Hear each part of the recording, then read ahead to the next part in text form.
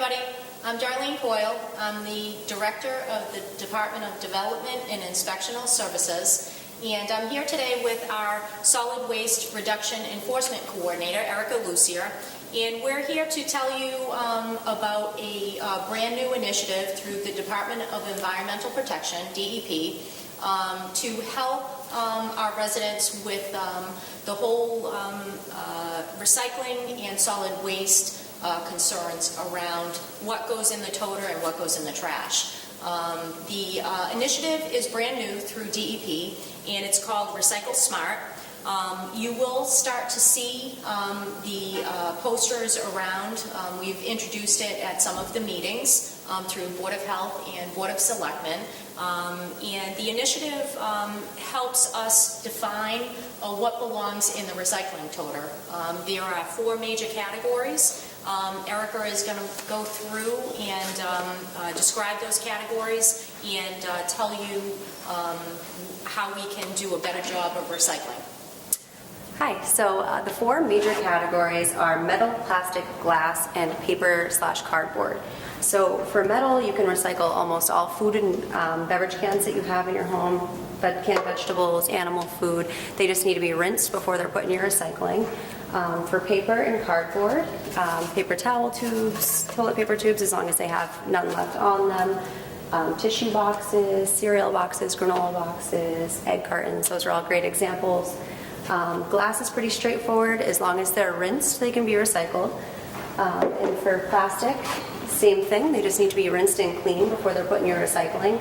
But almost all food and beverage containers, shampoo bottles, dish soap, etc., those can all be put in your recycling as well.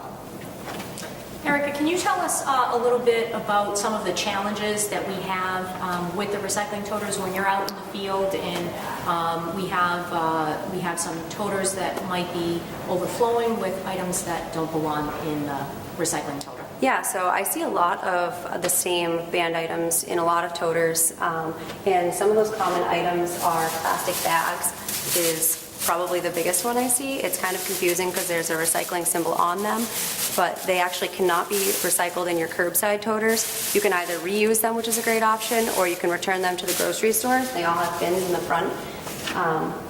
Another thing people do is bag up their recyclables, just because it's an easy way to bring them outside.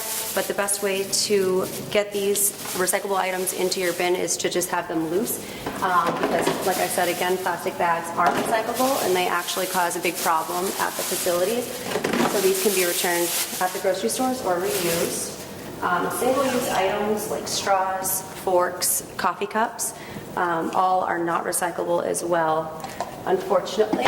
So those belong in your trash, along with paper plates and plastic plates. Even if they're clean, unfortunately they are trash items. Used paper towels, even if they're clean, they still belong in the trash because they're not recyclable. A lot of milk alternatives come in cartons like this, like almond milk and soy milk, and these items aren't recyclable either, so those belong in your trash as well. And frozen food boxes and cartons, like ice cream comes in, those are not recyclable items either. They're sprayed with a coating that protects them from freezer burn and also makes them non-recyclable items. So those are some of the most common items that I see while I'm out in the field. There are a lot more.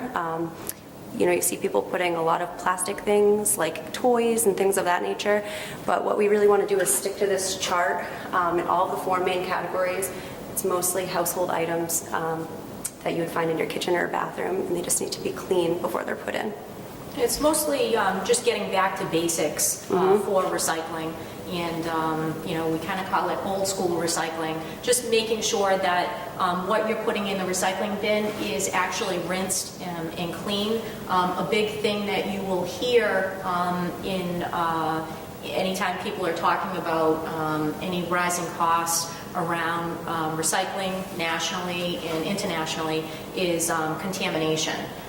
So the recycling product that we put in the toters has to be a clean product. And by clean, just rinsing your containers, just making sure you don't have any either food residue or chemicals, soaps, left in the containers, because our goal is to get a clean product that is not contaminated. We need the public's help with this to make sure that the items in the recycling and in the trash are going in the correct place. Because we pay by ton for our solid waste, we want to make sure we take out of the solid waste as much as we can, which is why we always encourage recycling. So when in doubt, throw it out. Or if you have a question, don't hesitate to give us a call at the Department of Development and Inspectional Services. Erica is out in the field and answers questions. We handle education through our office, and we encourage you to call. Thank you again for your time. We appreciate you helping us to recycle right and recycle smart. Thank you. Thank you.